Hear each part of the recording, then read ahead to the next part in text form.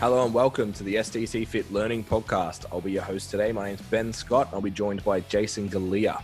Thanks for joining us on our way to create 1 million positive outcomes for personal training clients by 2030. The podcast is brought to you by @STCfit Learning, a page created to upskill and educate PTs and gym nerds. Also brought to you by @STCfit, and that's a place for all your online and in-person personal training needs. If you enjoyed today's episodes, please give us a share and tag on the Instawebs. You can tag @STCfit, @STCfit Learning, @Ben Scott SC, and @Jason Galea PC. Hope you enjoy the show.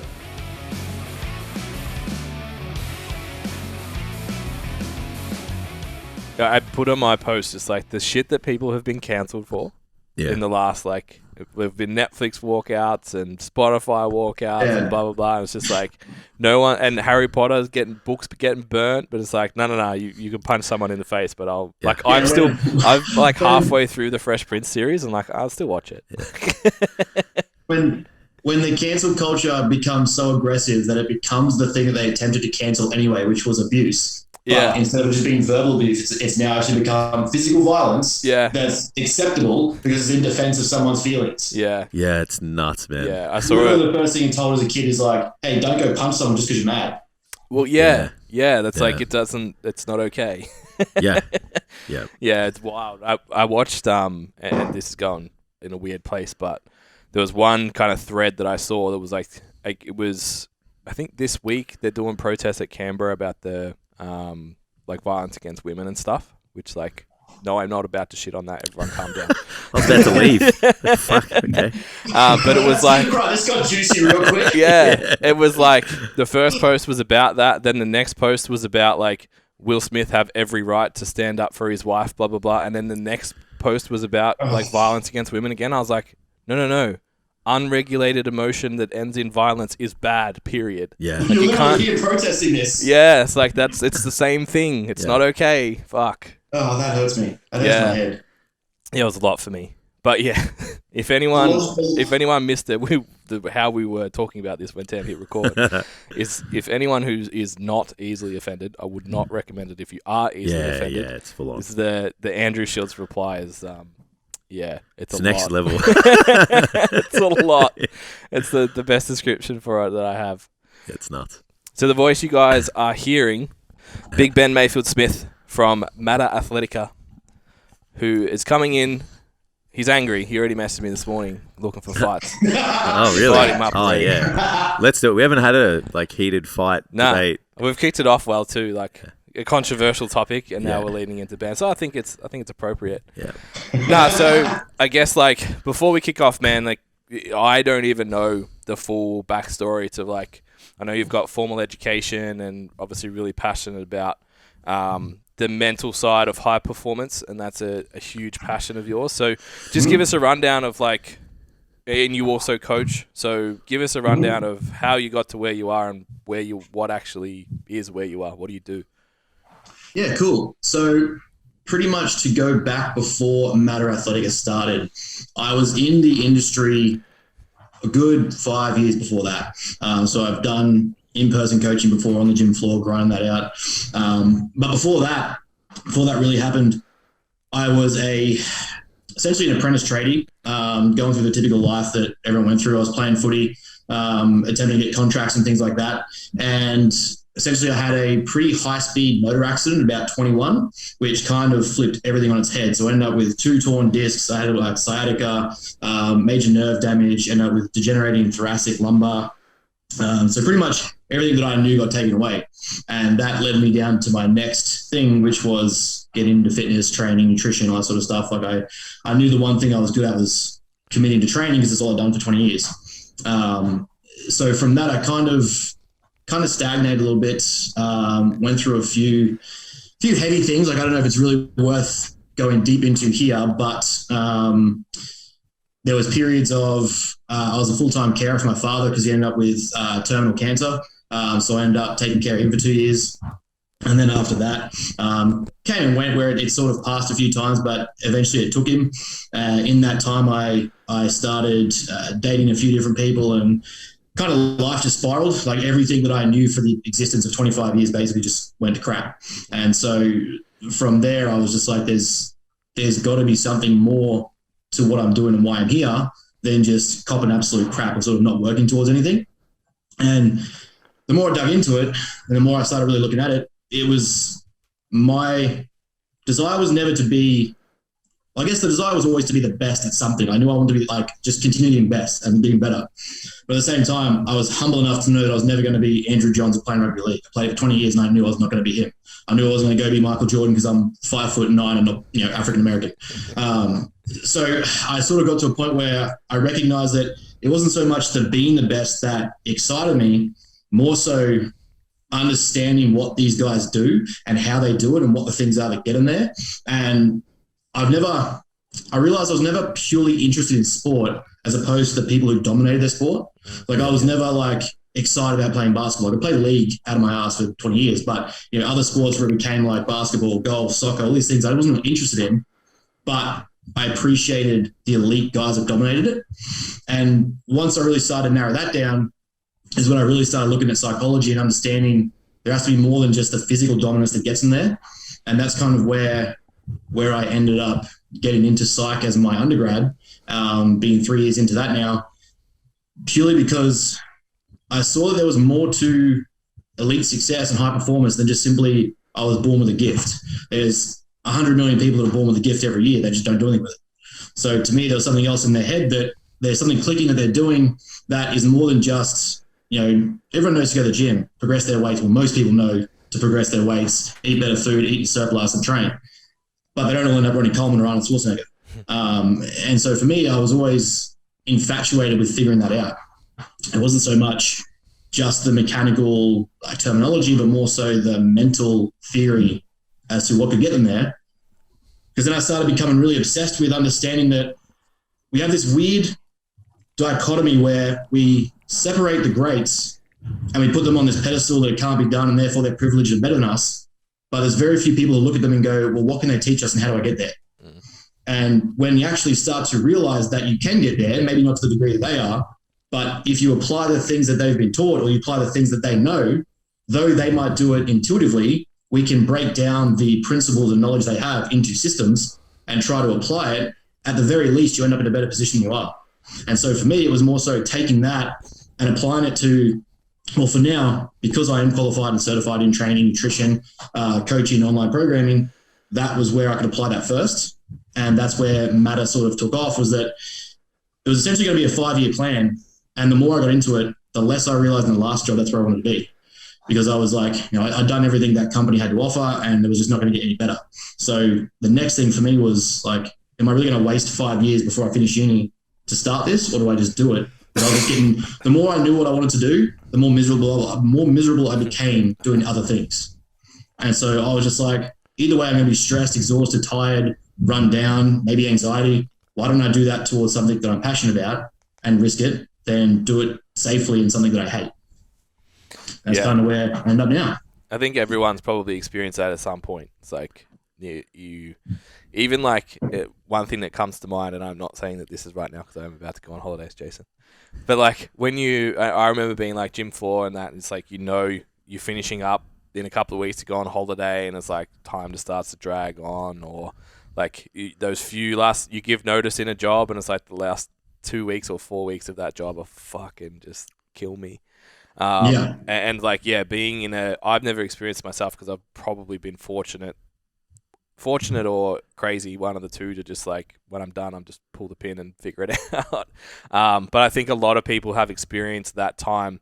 Like my partner just went through the transition of safe employed job into self-employed as well. And just like, once that decision's been made mentally to move into the next step, it's just like, I need to do this as soon as possible because life sucks now that I hate it here. Yeah, it's wild. It's a cool story though. Like, to obviously go through what you've been through in the mid-20s, where everyone's kind of trying to sort their life out anyway, to come out the other side of that and not just be willing to accept.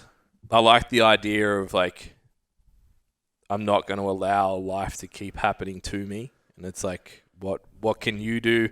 Obviously went pretty hard at it and decided to actually study it, but Yeah, like how do I overcome the shit that's happened, quote unquote, to, and then start to produce your own life. Like we talk about, whether it's your fault or not, it's still your responsibility. It's like none of what happened to you is your fault, but it's like still at the end of the day, your responsibility to come out the other side and do something. That's something I really try to push hard to people. And I get in 2022, it's very easy to trigger the wrong people with this sort of statement, but I utterly dismiss and am disgusted when someone attempts to hit me with a victim mentality and they think that that's going to be something substantial enough to warrant being nothing with their life. Yeah. I just don't agree with it in any sense of the word. We can track back to some of the greatest people who have come from the worst possible environments, and you're not as bad as they were, but they managed to get further than you are. And you still want to play the entitlement card and the victim card and think that that's good enough when you can always find a victim worse than you attempting to do better. Yeah. And so for me, it was more like, I can sit here and wallow in self-pity. Well, in that case, I could just end it. What's the point if I'm going to sit here and bitch for the next 7 years? Or I decide to put my foot in the gear and actually make something of it, of what I can do, and figure that out. Because, we're in the first 25 years. It's better the first quarter. So am I going to let that dictate the next 3? Yeah, so I'm curious to know, like, what do you think it was that made you just step back and think like that? Because obviously it sounds like you kind of got mixed up with, like, not the right crowd, just from what you said briefly. So, and, Ben and I have had conversations as well, just like, we didn't know each other growing up, and just kind of, met and was like, hey, you think like I do.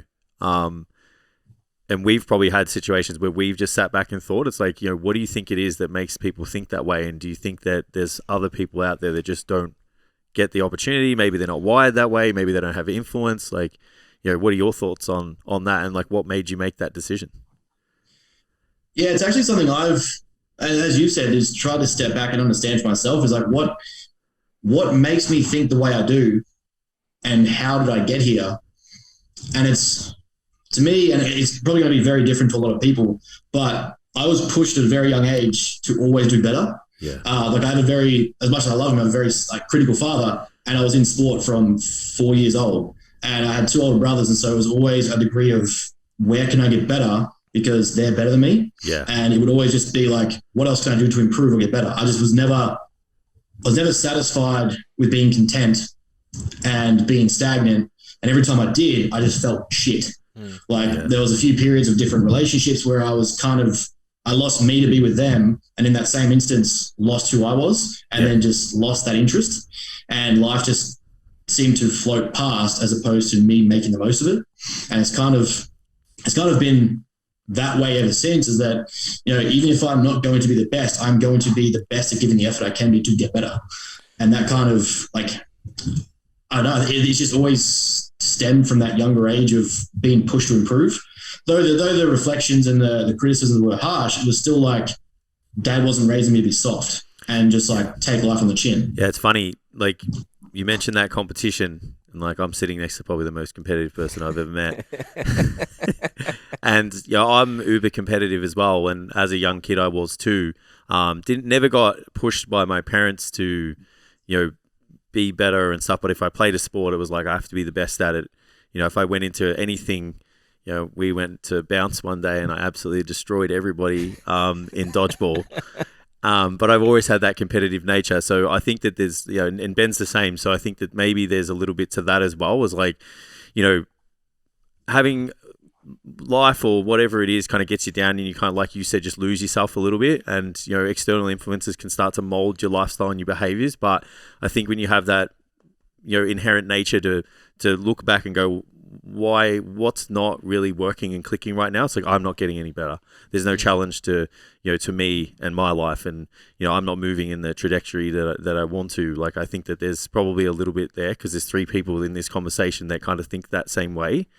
I think the last, like, what I'd add from my experience is what I think it is as well, was like, I don't know about you guys, but like, I had to be like tremendously independent from a young age. Like, obviously got forced upon it a little bit, like with mum and dad separating when I was like 13 or something. But even before that, like, my parents were just like, you grazed your knee. It was like, mum was just like, yeah, you'll be right. Like obviously took care of me when I was ill, but it was, didn't make a mountain out of shit. And it was like, there's just so many things when I look back now, I'm like, it's just resilience building as a young person.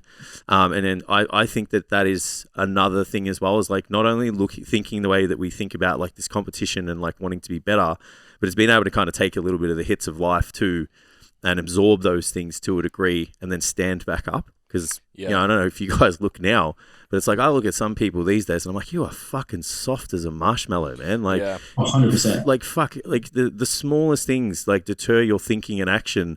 And it's like, there's, like you said before, people that are experiencing fucking way worse shit on a daily basis who are getting way further than you. So there's got to be a little bit to that as well. Yeah, it's interesting. I had a similar conversation with Alex on the Legacy podcast last week, just about, he was like, well, what made you the way you are? And I'm like, I had that conversation so much. Like, my partner's a mindset coach. It's like, we're always trying to unpack this shit too.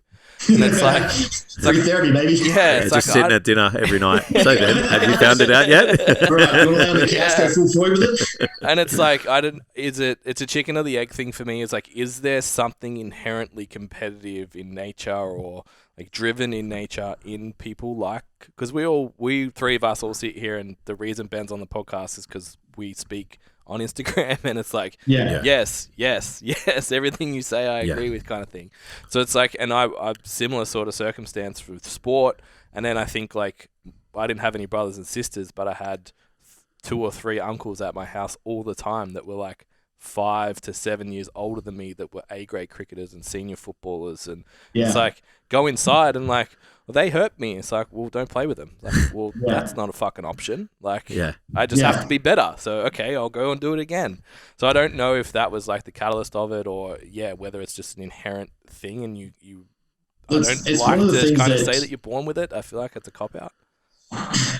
Yeah, I feel like born with it isn't good enough, because whilst personality traits do tend to be pretty fixed, people can still develop things, and people can still develop certain aspects to their traits that enhance who they are. Like, which is entirely the point of what I try to figure out is, what are these great guys doing that is just natural to them that other people can adapt? You may not be highly conscientious, but you can start to organize your life and create a schedule. Yeah. You can do those things. But at the same time, there are, to a degree, guys who are born more competitive. But at the same time, as Peterson's talked about, it's this weird thing where people are against young blokes and kids getting amongst it with each other at the moment. Like, they're like, rough play and social interaction is a developmental stage of kids' lives. And we're seeming to be against it happening. Oh, the boys got to be too much contact now, roughhousing. Cool, let them. You're going to build like stronger men for this. You're going to build more resilience and know their place in the world, and actually realize they have to fight their way up the hierarchy. You don't just get to the top because mum and dad said you're great. There's actually going to be someone who's better than you that's going to kick your ass if you don't get better. And that's just life. And maybe you won't smack someone on the stage on Oscars. Yeah, maybe don't smack someone on stage. I think that's a really good example there, man. Like, I remember when I used to play sport, guys, when I was fit. Athlete. And I used to be able to change directions really quickly. I used to train with like the senior team in soccer. And I remember one time, like, when you're a kid, you just like look at the size. And I'm like, nah, I've got this dude. And he just like backed into me, and I just felt all of that strength. Yeah. And I just went, fuck. Like, I'm in trouble. It had nothing to do with just size for size and physical ability. I was like, okay, so I'm at the bottom here. Yeah. Like, I'm not looking at anybody anymore like, oh, I'm taller than this guy and I've got it. And I think that using that as an example of like knowing your place and having to earn your keep where you are, and then have to earn the right to move up as well, is like a really good lesson. Because there's just, you see situations where people just fucking feel entitled. Like, we even see it in PT. It's like, I'm a 5-year PT, so I'm a veteran. It's like, you've done 5 years of the same fucking shit. Yeah. It's like, does that really, are you entitled to, like move up the totem pole of importance in the industry just because you survived? Yeah. It's like, still doing the same. Yeah. That's a whole other question in and of itself. Yeah, but it's just that versus actually doing something. Yeah. Well, that's it. Yeah. But it's just that, like, we live still in this stage of like this phase of entitlement as a society, because it's like, I've done this and I get here, and I just wonder, like, again, looking back at like situations where, you've been down the dumps, Ben's been down the dumps, I've been down in the dumps, and it's like, we lean on those experiences where shit got hard. Yeah, we didn't lean on 100%. those experiences where mum and dad said, it's going to be okay. Like, you're the best at it, and I'll give you this and I'll hand you that. Like, I never look back on those situations. I just look back on, like, I've fucking pulled myself out of deeper shit than this. Like, you know, I've overcome things that are harder than this. And it's like, why are we trying to avoid those experiences so much, you know, with the younger generation? Yeah, I think Ben touched on a point there, like earlier. There used to be this parable of like the alcoholic's twin sons or sons. It's like he was an alcoholic, he was abusive, he was whatever, and then the guy goes to interview the two brothers. And he goes to the prison and he interviews one brother who's serving life for like drug trafficking or some shit. That's probably not in the parable, but he's in jail for a long time. And he says, "Oh, why do you think you're here?" And he says, "Oh, my father was an alcoholic, he was abusive, I never was shown any love, and this is why I ended up here." So then he leaves the prison and he goes to the hospital and he meets the other brother and he says to the brother, like, "Well, why do you think you're here?" He's the top surgeon at the New York hospital. And he says, "Oh, because my father was an alcoholic, I was never shown any love, and I had to find a way through it." So it's like making choices in those kind of situations. And Ben said before, which I find is actually a comment that's being attacked at the moment under this kind of like toxic positivity kind of banner of someone else has it worse than you. And it's like that became a real big thing over COVID. And it was like, I kind of get it. Like, you're allowed to feel how you feel, but still, like, someone else has it worse than you. And how did you put it, Ben? Like, they're still willing to do further. more. They're still willing to go further. Yeah. So it's like, what lesson can you learn from that? Because I know, like, when I was starting out in PT, the shit I was watching back then of like hashtag motivational speeches and like social media and all that kind of stuff, it was like some guy up there like, "You gotta want it as much as you want to breathe." Like, everyone's seen that fucking video. Eric Thomas. Yeah, that was like Thomas, the most popular motivational video fucking around. Now I go on Instagram and it's like, "Oh, it's okay. Like, if it's all right to rest. So it's always okay to rest." And it's like, when the fuck did that happen? And then if you say like, "Man, you don't have it that bad. Like, go fucking get it. You can. Other people are in worse circumstances getting after it." Yeah. It's like, oh, fucking hex you. Yeah, you're a piece of shit. When did that happen? Why did that happen? Honestly, it's something that kills me. It kills me mostly because when you take the time to look back at it, there has never been a single greater time to do a single thing of importance in the world until right now.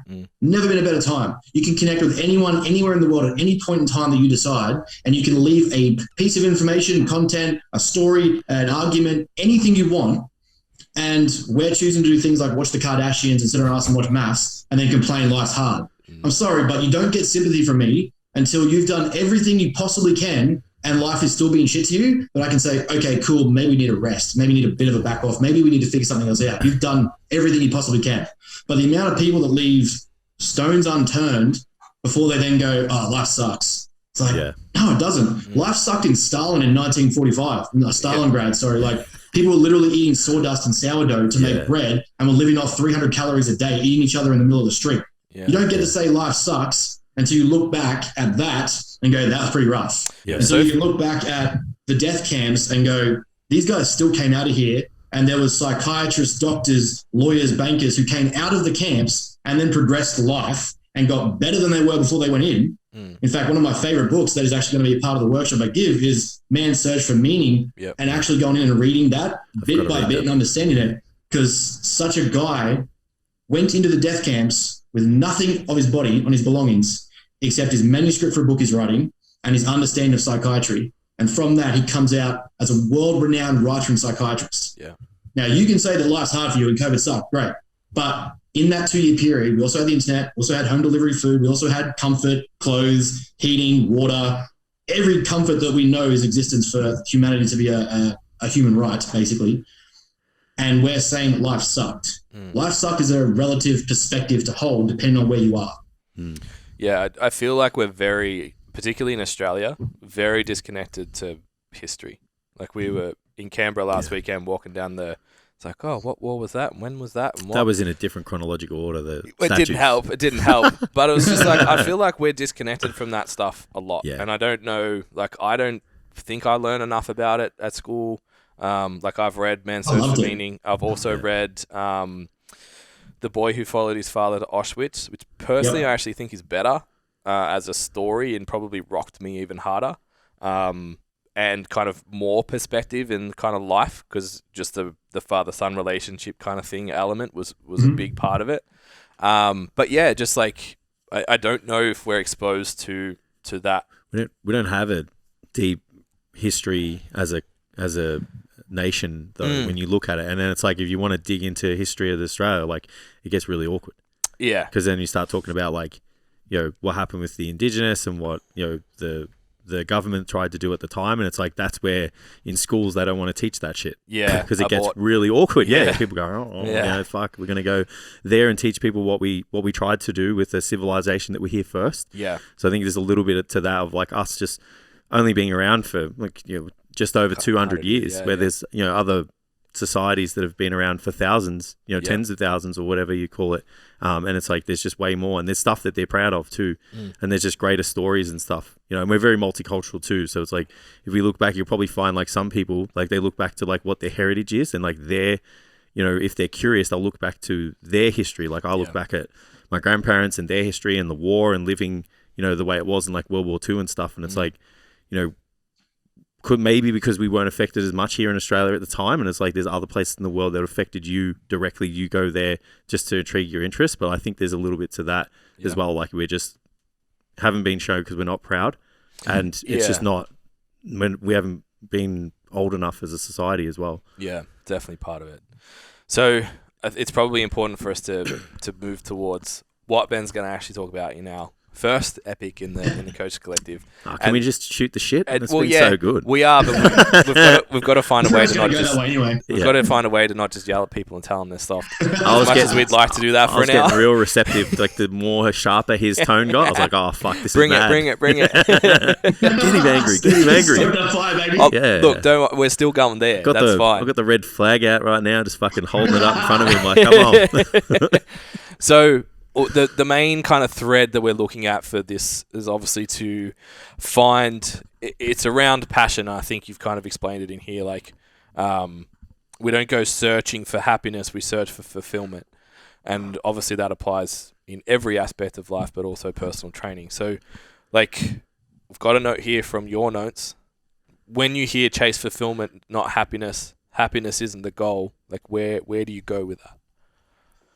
So for me, one of the things that drives me batshit crazy is this recent push. And I don't know if it's always been there. Obviously, I'm only 30, so I don't know how far back it goes. But I think it's relatively new. This idea that happiness is good enough and it's the goal. And it's like it's pushed by all your, like, I want to say wannabe mindset coaches, wannabe gurus, people that attempt to be insightful, that they think they're being philosophical and educational. And they'll just make outlandish statements like, you should just be happy and happiness is like the dream. And, you'll be happy when you have the house and white picket fence. It's like, bullshit. That's not it. Because for you to say that happiness is the goal, it implies that an emotional experience is the destination. Yeah. And you can't achieve an emotional state for the rest of your life. Yeah. Yeah. There is going to be instances where if that's the case, and if we put all this pressure on people being happy and that happiness is a place to be, then people who have things like depressions, bipolars, clinical or major depressive disorder, are they less people because they don't experience happiness the way you do? Like it's a redundant statement when you actually look at what you should be aiming for and how we go about getting there. Happiness isn't the only thing you're going to experience. Yeah, if you're not going to be happy when your business is only earning $100 and you've got to get on your elbows and knees and get your throat a bit greasy to try and make an extra buck, like you're not going to be happy doing that. But and this is where the thread kind of goes and we start looking at passion and purpose to what your actual existence is.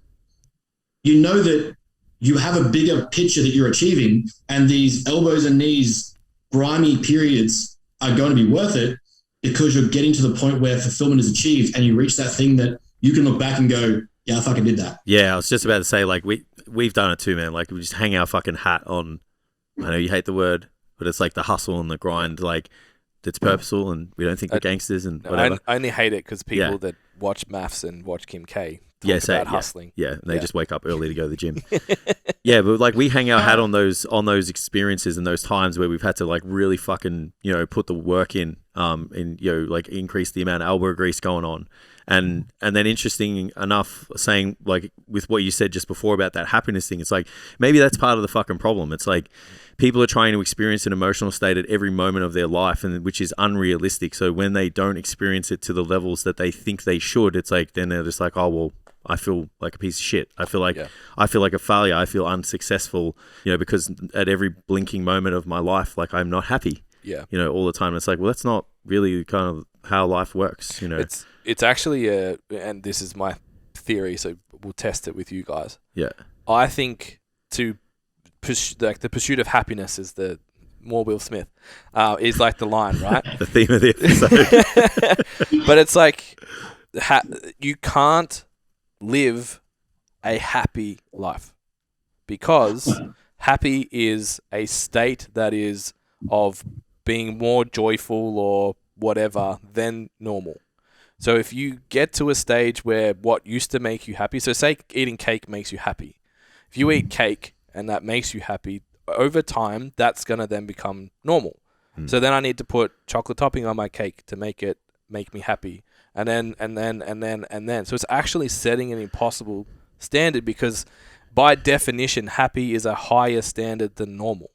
So the goal is, when we're talking about, in my opinion, if you're fulfilled at happy, at like flatline, at sad, at stressed, at anxious, at whatever, if you're fulfilled across that, you're in a good place all the time. You can't be happy all the time. It's not, it defies the meaning of what happy means. Yeah, I think that really starts to unpack and understand, like we've had it asked to us all the time, and I'm sure you have too, Ben. You will, you know, the more you do this, it's just like, I don't know how you do it.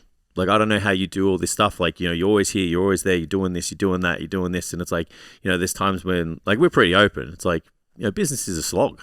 Yeah. You know, it's not fucking, you know, sitting on my Mercedes out the front of my house because I can't afford to drive it anywhere. Fuel's too expensive. But yeah, it's not just, it's not showing off, you know, just the fruits of life and the highlight reels. It's like, yeah, it's hard, man. And like, we're tired and overwhelmed and we get overworked. And, you know, sometimes like the guys we work with, they probably can see that at a little glimpse. And I think Ben and I are really good at like leaning into it a little bit, just so we don't paint that, you know, inaccurate picture. But it's like at all times, we're still fucking fulfilled.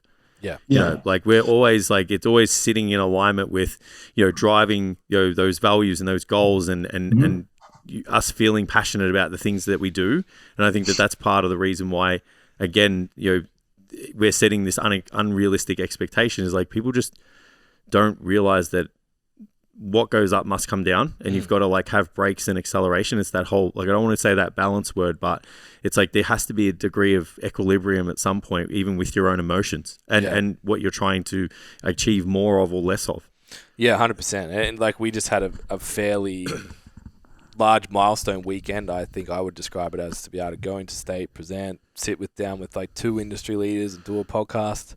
But I tell you what, we bitched and moaned that whole fucking drive home because we didn't want to sit in the car for 9 hours. That was rough. But if you ask, maybe not like yesterday, but if you ask me today forwards, would I do it again? Fucking oath. Yeah. And it's like understanding it's not just, like you said, the high of standing in there, presenting and chatting and meeting all of these people. It's, well, what was the grindy part to get there? What was the last 10 years of work to fill a room in Canberra? What was even just the weekend itself to drive? The frustrations of not being able to. You know, years before that, locked down and still keeping on building a profile. This is actually ironic where you guys are going with this, because Peterson talks about it, and when we look at the anatomical research of the neuroanatomy, it actually makes sense. But he describes it as one of the quotes I put in that I'm going to put into the workshop, is that positive emotion isn't a destination you aim for. Positive emotion is released in attainment or a pursuit of higher goals or more noble aims. And the higher, more noble the aim becomes, the more positive emotion you are exposed to in response to that situation.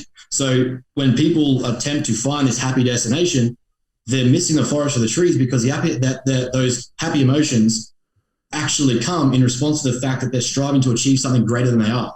And it's bigger than who they are, and it leaves a bigger dent in the world, or in the world in which they exist, if if we, I guess for the subjective conversation, say that every person's their own individual world, those in and amongst your universal world, you're attempting to make it better.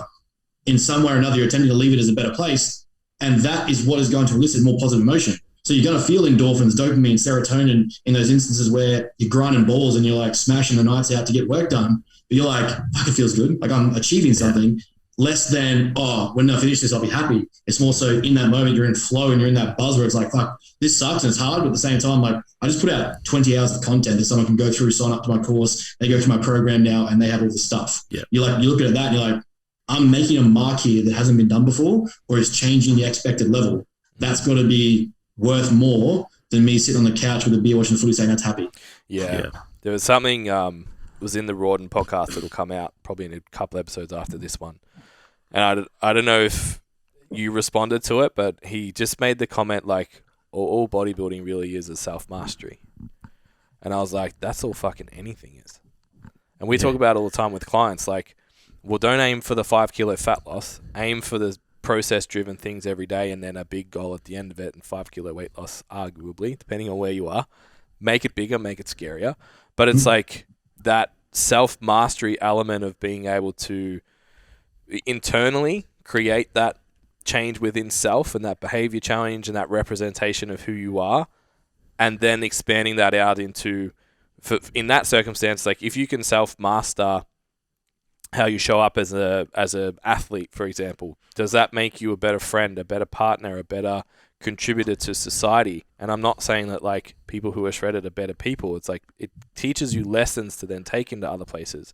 And then if you add on top of that a layer of contribution, which like we do values and stuff all the time, and Jason and I always contributions up there, because like you said, that's the stuff that you get that emotional response to when you put something together and you're like, this actually contributed to making a difference in it. For us, it's like in our industry, but beyond that as well.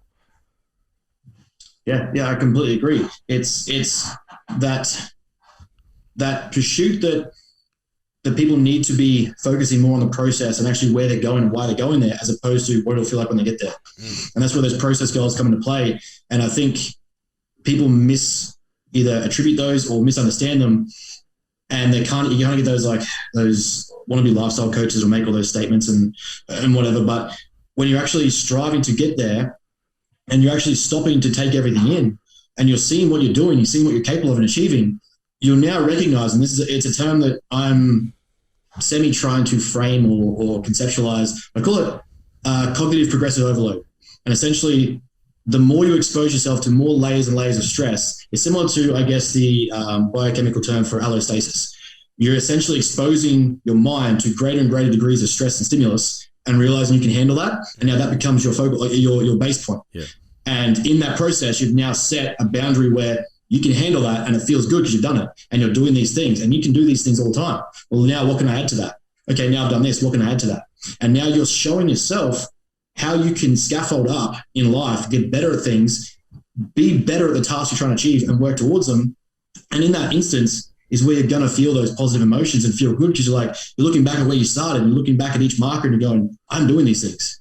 It's not at the marker itself I feel good. It's that I look back on the different markers I've ticked and going, that's fucking sick. I did this. I feel sick. I want to do more. And you start to develop that. And this is where motivation, dopamine comes in that people get a lot wrong. But you start to develop dopamine actually in anticipation of things that you enjoy or like or feel positive towards, as opposed to as a reward. So once that positive emotion is set, dopamine will start to elicit as an anticipatory response. So if I know that I'm going to work hard, I'm going to feel good. So I want to feel good, I'm going to work hard.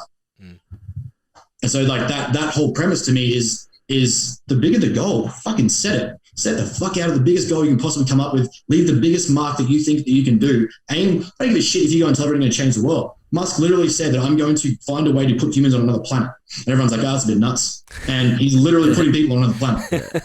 But I guarantee you he feels great doing it. Yeah, makes number one brand in the fitness industry not that big. Yeah. Putting people on. Yeah. Have you heard him talk about, like, this is way off topic, but have you heard him talk about making a son? No, making a son. Yeah. I've heard him talk about the plane thing and he's like, I can't fit it in my schedule. Yeah. He talks about, like, he's like, someone's talking about how the conditions on Mars, obviously it's not warm enough and we need a sun to be able to grow. He's like, oh, that's easy. We just like need to shoot the right amount of. We've already got nuclear power. We just need to shoot the right amount of them. It's like just says it off the back of his tongue. Oh like, yeah, he's talking about terraforming easy. Mars, and he's like, oh, the atmosphere isn't right for human existence. Like that's right. We just send enough nukes to the top and bottom poles, and then watch it like shake the world. Like, what? But that's a good like little quick segue there. This is what I was going to talk about in the workshop. Is these high performers that everyone says are so crazy. You actually go through their stories and you hear what they did. They didn't just start out worth $1 billion. Musk wasn't worth $1 billion.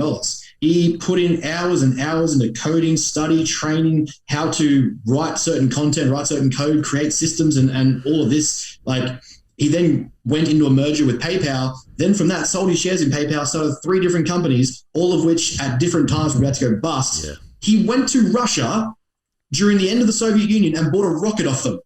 And then gets that back to America and was like, yeah, we're building our own space station. You guys suck. It's like NASA stuff's outdated. We can do better. And everyone's like, that's not how the space industry works. He's like, yeah, watch me. Like his purpose was to literally change the world. And he's like, well, I'm just going to do it. And everyone's like, nah, dog, that's pretty crazy. And he's like, yeah, but I don't care. I'm just going to do it because this is what I can do. And I know that I can do it. And he's like, that to me is the pinnacle of having such a purpose and passion about your life that in spite of everyone saying no, this is literally everyone, Boeing, all the MiG companies, everyone in charge of like flight and aeronautics is like, no, you can't do that. And he's like, sweet, off I go. Yeah. So you've used the word a few times now, and I think it's really important to unpack because the old saying, again, from the motivational speakers, like find your passion. And I've heard a few people talk about like passion doesn't just turn up in your life. And I think what you sort of expressed earlier about how the further you get down the road of creating a change or living a meaningful life, if you want to call it that, or doing something with meaning, the greater response you get from that. And then that turns into a passion rather than like, I didn't walk out on the gym floor my very first day and be like, this is my passion. I'm dedicating everything to this and this is who I am for the rest of my life. It's like my amount of passion that I have towards this industry and what I do is 100x at what it was day one, and it's evolving, and I expect it to still grow over the next 10 years as I continue to, I guess, invest time, energy, purpose. So how does somebody go about, let's say, creating passion rather than finding it? This is one of the steps I go through with my clients, and this is kind of, I think, what makes my service, as we haven't really, I guess, gone with that, but a little bit different, is that I try to evoke these things from people in amongst their life, not just their training. Like not everyone's going to be passionate about training. We need to find a way to evoke positive things in their life. And the simple answer is exploration. It's just that no one does it. And it's like, it's one of those things where the simple answer is the solution, but no one actually goes out and does it. Oh, that's too easy. There's no way that's the answer. But no one knows what their passion is until they explore. And I've kind of shaped a framework based on things I've read and looked at. It's how that actually goes about. But if we look at starting with curiosity, every single person that's ever been passionate about something started being curious at it. And then from there, that curiosity is explored further and it turns into an interest. Oh, I realize I'm interested in history. I realize I'm interested in comics. I can tell you about Marvel more than most people have ever met. I can tell you more about World War II than most people should probably even know. But at the same time, that wasn't really where my passion lied. I was just very interested in. I guess I would say passion's there, but it's not the passion that I have in life. So that wasn't going to be my thing. But at the same time, from those interests, I was able to explore that passion and find out where my purpose in life lay and how I go about doing that. So the simplest answer that people just don't seem to want to do is exploration. It's just that you have to admit that working 9 to 5, coming home, sitting on the couch, watching TV, drinking beer and going to bed, and then starting it over Monday through Friday is just not how you do it. They say they don't have passion, they don't have interest in life, but there's nothing you're doing to find that out. You're just waking up, repeating the same shit, Groundhog Day, day after day, and then wondering why things don't change. Yeah, people don't ask the question, eh? Like they don't, like even just to themselves, like what could there be more to this than what I'm doing now? I literally ask that almost daily. Like, is what I'm doing, is there more to this, and can I do better at it? Yeah. Yeah, it's really interesting. Like seeing it in the fitness industry. It's like people come in because they have an interest in training and they maybe have an interest in helping people, but it's not a passion yet. And it's like that the health club model is tough at the start, and like you have to be quite interested, and it's hard that you haven't actually produced a passion for it yet because you haven't had time, but you've got to kind of get through that, I guess initial phase to then come out the other side and then build from there and decide, like, is this the passion? Is this how you... And there's so many avenues to go down in the fitness industry that's like, if you're interested, there's a good chance that you'll find a way to express your passion. Because I don't know if anyone's passionate about sets and reps. I think people are passionate about other facets of the fitness industry. So for us, it's contribution. For me, it's like facilitating outcomes in other people is like the coolest fucking thing ever. And it's like, that's, we put on our whiteboard a few years ago now, like 1 million outcomes. It's like we look at other coaches that have been with us and left that are coaching people. We're like, all ticking towards the outcomes. There's no hate. There's no fucking any. It's like, that's what for us, that's the passion, is changing other people's lives and helping them find confidence and purpose and whatever it is into other people's, why we run a podcast, all that kind of stuff. So yeah, I think it's interesting to hear you talk about like, start with an interest. You just have to, in our industry, you just have to fucking go early. And you might be able to even quote it better than me, Ben, but we've talked about on the podcast before Jordan Peterson's quote about like, just aim at something. And then as you get down the road of aiming at that, you at least have a different view of the landscape. Yeah, exactly right. The way he talks about that, it's like, just do something. And in the essence, or I guess the meaning behind that, is just literally, if you have nowhere to go, start with something and do something. At the very bottom, the very least, you know that you have something you are good at or interested in, go do it, see where it takes you. And then from there, when you see where that takes you, if it's not any further than you want to be, or it's not the thing that you want, especially when you're in like your late teens, early 20s, coming into your 30s, exploring that is the only thing. Like, some people are lucky, they find their passion from the get-go. But at the same time, from that, you just simply have to try and see if that next thing is what you want to do. Yeah, do you think it's partly just because, like, I don't know, for some reason we think we don't have enough time in life? Like, I don't know, I hear people all the time, they're just like, I'm too old for that now. Yeah. Yeah, or it'll take too long to study and shit. It's that whole sentiment just blows my mind, that we can be at a point where, you know, we think working to 45 or 50 years retirement, then we're done. And it's like, what do you do for the next 40 years? You've barely clocked out. When you look at, just to deter the conversation, but realistically, I see people settle down at 24, 25, and they say, that's it, life's done. I've got my job, or I know what I'm going to do for the rest of my life. I just want to get a house and settle. You've been an adult for 7 years. Yeah. You've got the right to vote for 7 years. Yeah. You spent the majority of your life so far as a child guided by other people who knew no more than you do. And then from there, you've decided this is it for the rest of my life. And then you're supposed to what? Just stick with that for the next 40 years, retiring. That's right. My innings is done. How many did you know who you were at 24? Lol. So yeah, how many of those actually know who they are at 24? Yeah. It's like, yeah. Yeah, I think that sort of lends itself to what we talked about earlier too. Like, you are destination focused, not process focused. Yeah. So it's like, Ben, you're what, third year in your degree? Yeah. Right. So how many people at like 26, 27, 28 are like, oh no, another 4 years of uni, it's too long. Yeah. It's like my greatest, and like, just interrupting the conversation again, but the greatest thing that I ever tell myself at any point in time, I feel like not doing something, I try to get this across with my clients, try to get it across with content. No matter what, time is going to pass. It doesn't give a shit. Time is going to pass between the time you decide what to do and not doing it. The sunk cost fallacy costs more people their passion, ambition, their talent than they realize, because they'll simply go, well, I've committed to this thing and, you know, I've done it for 15 years. I guess I better just stick it out. But either way, time is going to pivot and it's going to keep going. You either make the decision here and create the fork in the road for yourself then, or you go another 10 years down the road and make the same decision. And for me, that's where I really weighed that up, was like, what am I going to do at 27, 28? Like, am I going to do this job that I was in, running supplement stores? Like, am I going to do this till I'm 45, 50 and feel fulfilled? Am I going to get to the end and look back at that and go, I did everything I could do while I was here? Chances are probably not going to be the case. Yeah, it's interesting looking at, and I want to touch on, like, you've got in here, like, why it's so common for PTs to tank early. But looking at the evolution of our career, and I think a lot of other personal trainers, asking that question of most PTs start out between 19 and 21. Most of them that come into the industry. And like we said, you don't know who the fuck you are, what the fuck you're doing. Most of us have an interest / curiosity around training at least, or people, or both. And then we come into the industry and it's like trade time for money, work for clients, and really just have a job and not run a business and got no idea what the fuck we're doing. Unless you come and do standout PT. Hashtag.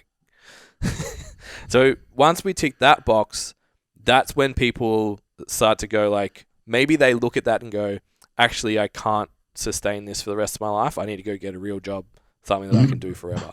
What we obviously did was, I remember it was doing fucking, I reckon 55 sessions a week, 5:30 a.m. start, mid-morning nap, more clients, break, back-to-back 4 till 8, 8:30 p.m. And it's like literally all I did Monday to Friday lunchtime was train people, study, sleep, or eat and train. And that was it. And I got to Friday afternoon and was like, where's the blanket? Put it over my head and leave me the fuck alone until I have to do it again on Monday. And like, we were sort of starting to work together at that point and was like, I can't be doing this. One day I want to have a family. I can't do that when I'm 30. And even like, if you don't want a family, do you want to do that forever?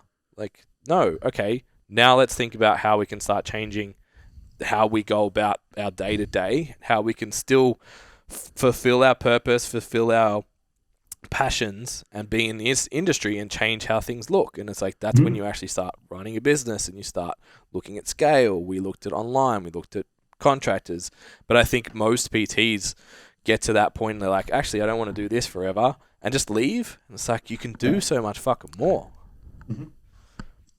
Yeah, that's exactly why I want to put it in the workshop, is that if you can actually explore the purpose of the business you're creating and utilize that passion effectively, you can understand, again, I guess I shaped it in that way that I used before, whether you're changing the world of one person or you're literally trying to change the world.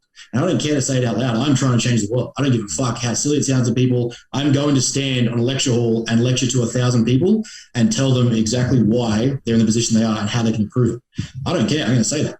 But if you're able to apply exploring that purpose and really diving into why your business exists, and so it's not just a simple cash grab for a few months to go buy some drugs and not have to pay with a card.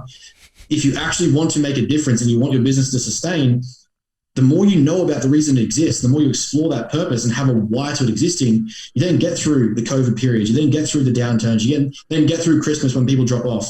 You then get to narrow your niche more specifically because you know exactly who you're trying to help, because you're trying to change the world of that person you're helping. Yeah. And then you get to understand how to operate the back-end admin and stuff, because if you don't phrase it in a way that you understand, handling the admin allows you to steer the ship properly, because you have to worry about the back end, or you're not handling the back end, eventually there's going to be a blow in the hole and the boat's going to stop. If you're actually taking care of that shit, then you get to move into the direction of the purpose your business existed for. So it's all part of the situation, part of the context in order to make the business succeed. But I find that too many people, and this is for almost every job you can think of, the number of people who simply go into it thinking that's it, it's just a job, and I've just got to do this to pay some bills, and therefore I knock off at 5:30 and that's it, that's life. When you actually explore that purpose in industry, especially something as volatile as fitness and training, you can understand that, yeah, it might suck now, but if I'm able to recognize exactly who I'm helping, then I'm going to feel shit if I do anything but this. If I throw in the towel now and give up and go do something else, I'm not going to feel satisfied, happy, content. I'm going to feel like crap. So the more you can explore that, and this is one of the greatest quotes that comes from Friedrich Nietzsche, which is then quoted in the book Man's Search for Meaning, he who has a why can bear almost any how. And it's one of the greatest philosophical statements that I've ever read, and it makes so much sense. You go through day to day without any reason to your existence, you're just cruising through. The slightest hiccup is going to piss you off. It's going to cause, it's going to make you stop. It's going to pull up stumps. When you actually understand what it is you're doing with your day, every single day, down to the finest detail, because it's towards the thing you're trying to achieve, which is change the life, improve the industry, change this disease, fix this movement pattern, you then recognize that all these problems are just things to be overcome. They're just challenges and tasks. With the growth mindset, you just apply the fact that this is just an obstacle in my way. How can I learn to get past this? So when it comes up again, I don't need to worry about it. Do you think, how do I phrase this? Do you think part of the problem is that we might be in the middle of being told that we should have worked a job to realizing that we can find our passion and work a career at the same time? And I guess I'll explain this a little bit more. So like mum and dad got jobs. Their parents got jobs because jobs give you money. Money makes you survive.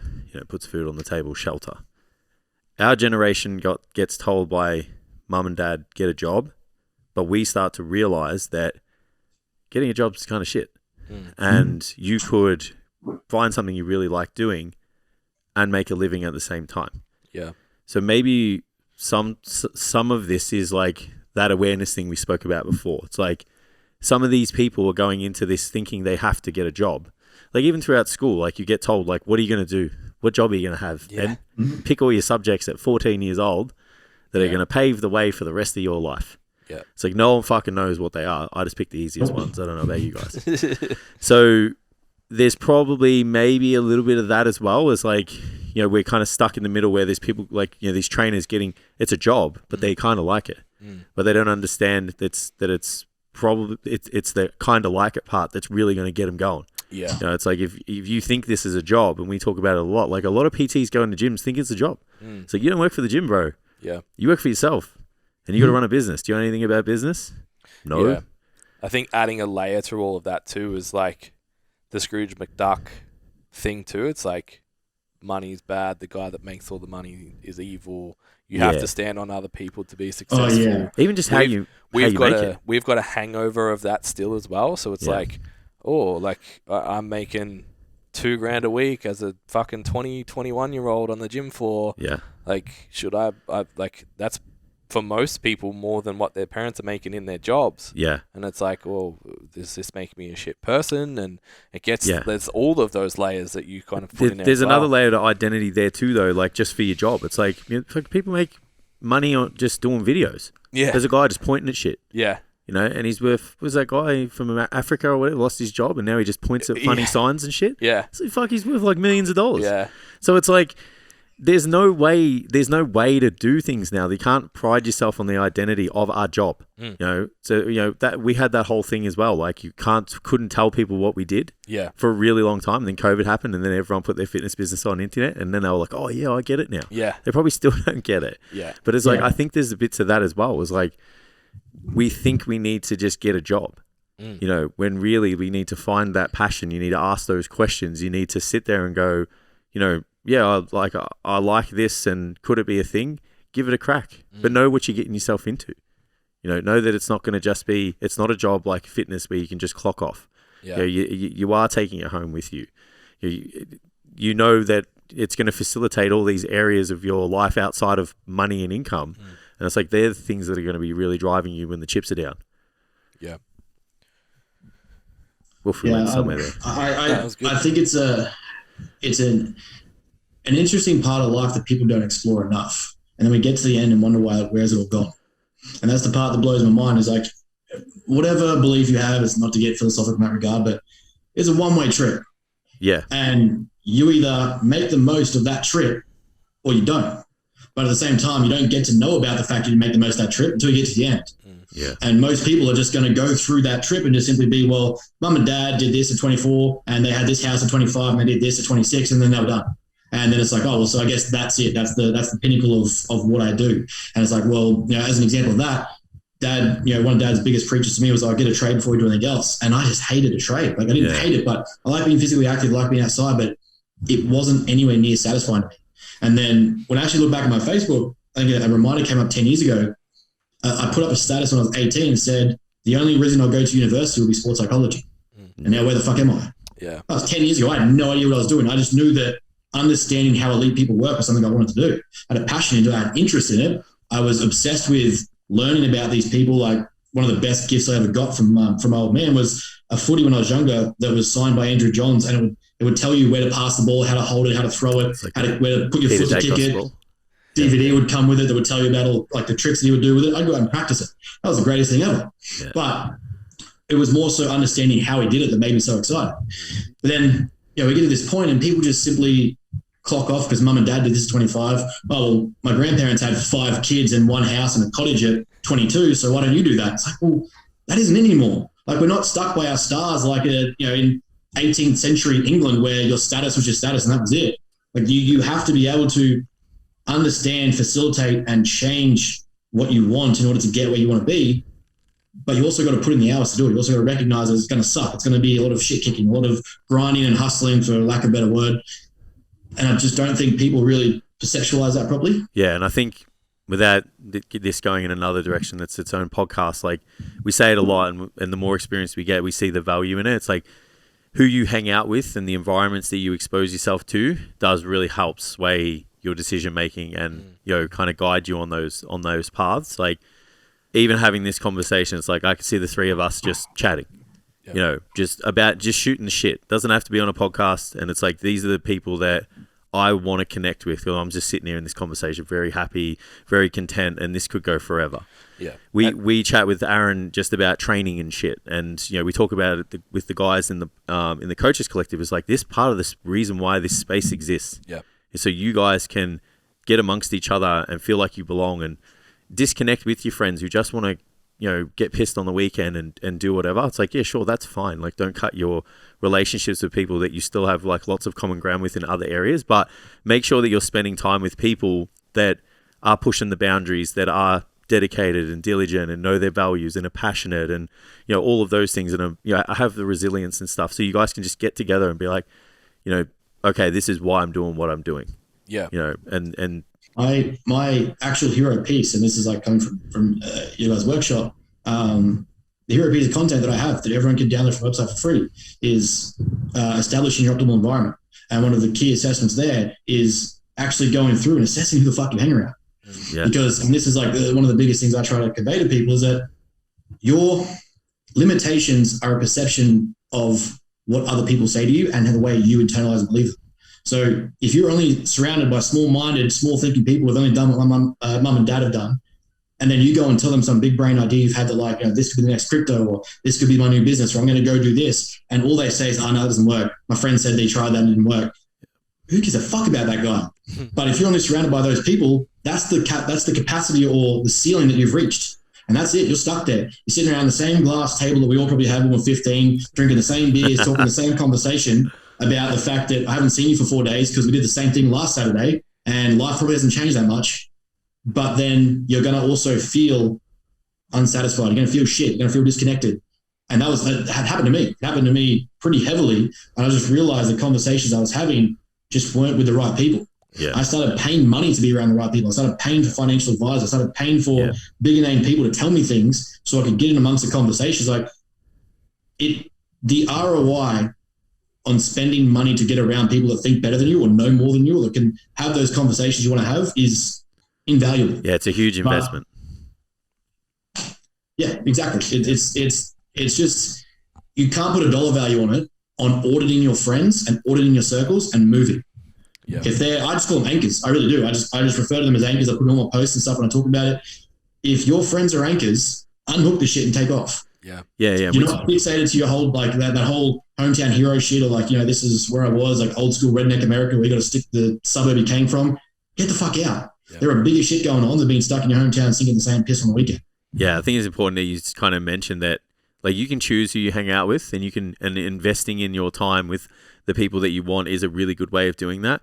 Like, something simple, like we talk about a lot, like, spend time with the person, but you don't have to spend physical time these days. Yeah. That's the best part of it. It's like, if you're starting out and you're a new PT, listen to a podcast like this, read some books, join a forum, like, connect with people there, go on social media, chat in the comments thread. Maybe it makes it into the DMs every now and then. Ben loves it when you message him in the DMs all the time. He'll get back to you instantly as well, guys. And then it's like, members of STC should DM him. But, like, and then it's like, go to the courses. Sometimes we go, like, to events and things that people are presenting just for the people, not necessarily like the content. It's like, yeah, it's a programming seminar, kind of no programming, but we'll go for the people and have a good time, kind of thing. And then it's like, yeah, join the mentorships, and then invest and consult with people for their time. It's like, there's so many ways to control that optimal environment that you said, and actually be able to kind of hook that anchor and unhook it. Because, like, I still really enjoy having the friendship circle that I do from high school. And I think it's very special when I look back at like other people from school and they're like, who do you hang out with? And I'm like, this person, this person, this person, this person, this person. And then they're like, what the fuck? I don't hang out with anybody. Yeah. And that's not bad. Like they've probably just moved on, but it's like, I still really like that, like hanging out with them and what we do together. It's just like, I have the ability to just unhook that if like things aren't going where I want them to. And it's like, okay, I actually have to go and do the thing that I need to do now for work and my career and my vision. And it's like, you guys serve this purpose here, but I've got all this other stuff that needs to be done now. Yeah. And I don't want to, because I fucking hated that guy when I was a new PT. I don't want to be that old guy kind of telling the young whippersnappers how to do shit, but and like how it was so much harder when we started. But like there was no social media for us. No. And I remember like on my hand, I can count the seminars that we could afford to go to. Yeah. Of the people that actually came to Australia that were, because there was no one here aside from probably Clean Health. Yeah. To go and see, and like they still sit in my head now. And one of the big reasons we're getting out and actually getting face to face for people is because I can tell you what happened in all of those seminars. I can tell you how I felt. I can tell you how I felt when I left. I can tell you how much my business changed in the 6 months afterwards. I can like go back to that because we didn't have access to it. It was like, well, let's listen to, we found a new podcast, and then within 2 months, Jason and I could impersonate their accent and their tells because like there's nothing else to fucking do. Mr. Phil Learny's all the time. But it's like now you can, there's groups like the Coaches Collective, there's podcasts, for us back then, for me, it was podcasts and books. It was like, I need I don't know that many people who think the way that I think, so I need to go somewhere else to find it. And if you are in a position where I'm the same as Jace, like I still love my friends. Yeah. None of them are career-driven people, but they still fulfill very important parts of my life. But I need to be around people and speak to you, and because I can't send them the video that of Jordan Peterson or whatever to them and them get it. Like I have to send that to you and you understand them. We have back and forths, and like the post I put up today and you're like, we're fucking going after these people today. Like, none of my friends do that. Fuck these guys. Yeah. So I'm in a very similar position. Like my best mate is of 15 years. His son is my godson, and I get up to see him when I can, and we have that relationship where he understands that I'm busy and he's busy. Like he's worked hard his whole life to be in a position now. He runs a very successful audiovisual company. His goal isn't to be the world's best audiovisual company, but he does smart home installation better than anyone I've ever met, and he loves what he does. So when I get to see him, it's always a good chat. Like, how's work? Not as a tell me about your income, brag to me, but more so, how's work? How's the systems? What are you doing? Like, how are you innovating? And those conversations are cool. And we just talk about his kids. We talk about what they've been up to. I miss seeing them. So, but we're at that understanding. And this is kind of where, as we were talking about before, that trade-off of balance is I lose a lot of those things. I accept and take ownership of the fact that I don't want relationships right now. I don't want partners. I don't want things like that, because everything I'm doing is facilitating where I'm trying to go. And I don't have the time, as a respectful thing, but also just as a me thing, to give myself to someone else and be actually contributing to a relationship or friendships any more than I can now, which is not very much. So I see mates every 3 or 6 months if I don't live close to them, and that's it. And I make that trade-off and I accept that. But I also understand that the few relationships I have is like very small circles. They understand who I am, understand who they are. I get to see them when I can. If someone starts taking that personally, I sort of like pull them up a bit. I'm like, look, this isn't a bad thing. It's just that this is what I'm doing. Yeah. Right now, this is what I've got. And this is what I'm committing myself to. I will work every minute I can until it's done. And then when I get to see them, it's always a good time. There's actually shit to talk about, catch up, and we do things or see the family or things like that. And that kind of, I guess, leads to the point where when people don't have that, or perhaps they aren't willing to make that trade-off, they have this expectation of high achievement or large, massive, or high, hard goals, as Steve Cutler calls it. They have these high, hard goals. They think, I'm entitled to this great success, but then they look at the sacrifices or the trade-offs and aren't willing to give it, and then want to get antsy or pissed off about the fact that this is the case. And I find it weird to title back to personal trainers, is that often becomes the situation. Like, I want to still do the party life as a PT. I still want to do the festival and the expos, and I still want to do all this stuff. But also I want to be a successful PT. It's like, okay, well, to be a successful PT, But you have to understand the purpose of your business, understand your avatar, understand your niche market, understand your skill set, what you can actually offer to the world that's going to solve the problem. And then from that, you actually have to spend time setting up your admin in your business and getting that established so that you can take time off. Oh, no, I don't want to do that. Well, then tough shit. Yeah. But that's how the world works. Go for this guy a job. Just pitched our whole business to him. Perfect. To the nice audience. little ad. Send out PT right there. Expect your application on the top, mate. First one in. So last question that'll lead into the workshop. You've got in your notes here why PTs fail in their first 3, 6, 12 months. Why is it? Because it's easy for us to sit back and go like, oh, well, you didn't know you were walking into a business and the Cert 4 doesn't equip you for the new IBO framework, blah, blah, blah, blah.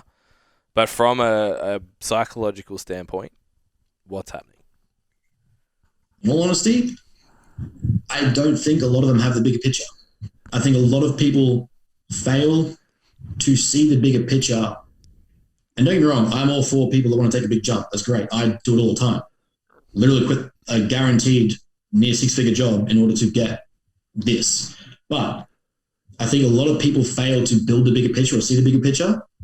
And then the second hiccups come or they don't have the plan in place, they don't have the systems in place to handle it, it not only gets hard, it gets impossible, and then they quit. There's no other way. Or mum and dad said I've got to do a better job, or mum said I could do this, and as I was saying before. But in top-down processing, and this is where like high-hard goals come in and what we call superordinate goals, in top-down processing, having the bigger picture at the top means you work down from that and make it happen. And I think a lot of people fail to have the landmarkers and the destinations. And again, in PT business, they simply look at it as a means to facilitate a little bit of a hobby or something they enjoy doing for a little bit, or there might be a little kick out of it because they're on the gym floor. They can put on their Tinder bio that they're a PT and, show off a six-pack they did with about 3 years worth of clean, and they're going to call themselves a PT to get a bit of attention. But after that, unless you're selling drugs, unless you're doing something else, that isn't sustainable. And that's not going to give you anything to write home about, to be proud of, to go to bed happy with at night, to bust your balls for, to wake up at 4 a.m. Like at a point in the last business I did that I will say it failed, but I also made different choices. I was working 4 a.m. until 7:30 in the morning, then driving from Brisbane to Ipswich to work at the store there that I was running, which, to put in context, is basically an hour and a half plus traffic. So I'd get there by 9 on the dot. I would finish there at 5:30, shoot back in traffic, make my 6:30 client, work till 8 o'clock, do my session, train till 9, get home, sleep, maybe call my dad because he was sick, sleep till 11 o'clock, wake up and do it again. Now, the bigger picture to me at the time was that I'm building a financial situation that is going to let me export myself further than that down the track and actually make the change that I want to make. Money to me is about facilitating the change I want to make in the world. If I can get that and make that happen, I can set up a base to build from. And that got me through those nights where I was like, this is fucking dumb. But there's people who don't have the bigger picture and they don't have that higher goal in mind, and the like, to be not so philosophical, but the purpose of their existence and the existence of their business, if they don't have that, then the second all that shit comes up and those tough times come up and those things start to get in the way, like, look, you actually can't go out and get on the piss. You've got a sick mum or a sick dad. You've actually just got to work and do this. Go, I don't want to do that. It's like, well, cool, man. Between 20 and 24 is where you start to build resilience, where you start to build your character and who you are as a human and who you can be and what you're capable of. But if you throw in the towel now, then you're setting a precedent to yourself that you just quit. Fortunately, people that don't have that bigger picture goal seem to quit. Yeah. That makes sense. I guess I always had it in my head that this is what I was going to do in a capacity. I was going to be in fitness, be in the gym, own my own gym, those kind of things. So when it really got hard, I was just like, nah, I'm going to keep going. Because I wanted to quit like everybody. It's 5 o'clock in the morning, someone didn't rock up, had 3 days off in 6 weeks, was tired. Yeah. But I was like, nah, I'm showing up again. Yeah. I think that the why, what was the quote before? The he who has the why? Yeah, so he is by Nietzsche said, he who has a why can bear almost any how. Yeah, I think that's it. Like everything that we sort of figured out on the way through was off the back of that. Yeah. It's like even we get asked all the time, what would you do if you weren't in fitness? Both of us pretty much say finance. And I've been thinking on that. It's like, because you said the other day, like, never would. Like, it's not a plan B. Like, Just say it. I've got a mate in finance that I could like call and get a job tomorrow. But it's like, I'm not doing that. But it's even, the only reason I would go there is in a capacity that I could help other people achieve financial success and live better lives. It's like, that's what I'm doing now. But what's the other vehicle that I'm aware of that would probably help me do that?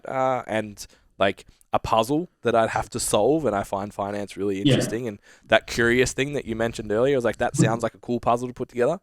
But it's like, this is it. There's no other. It's like, this is the vehicle I've chosen to express the passions that I have. And I think that's the other, I guess, subcategory that would lead to it too, is that people are scared to go all in and they're scared to take risk. It's actually a studied statistic that men are by and large more likely to take risk, but also people are very risk adverse. They will avoid risk for comfort. And so a lot of the reason why entrepreneurs and things like that, business owners become successful is because they're not. And they're willing to take the risk and the challenge in order to facilitate the success that they want, even when or in spite of people saying don't do it. Yeah. And you can follow back every major business ever existed. They've all done the same thing. They've all committed to something bigger than themselves and taken the risk to go all in, because it's either at this point of scaling or getting bigger or actually achieving profit margins. I need to commit to this full time and give everything I have to it, or I stop. That's it. It gets to that dichotomous choice. And a lot of people will choose not to do it. Yeah. They won't take the risk. They won't take the plunge. They'll look at it and go, yeah, but Dad said safe job. Dad said X, Y, Z. I mean, I look back now, my old man said to me once that opening Anytime Fitness was done. This was back when it cost like $50,000 to get a buy-in spot at one of their franchises. And I look at that now, I'm like, that was dumb. Yeah. Because I let someone else of an older mindset tell me that something was a risk. Yet I have the financial capacity and the access to the financial people to weigh up the risks for me and make those decisions, but I didn't do it because I let someone else dictate to me that was done. Yeah. And ever since that moment, I have looked at it and gone, I'm never going to do that again. I'm never going to let someone tell me the risk is greater than the reward to me unless I actually weigh up and say that it's a risk. Yeah. Yeah.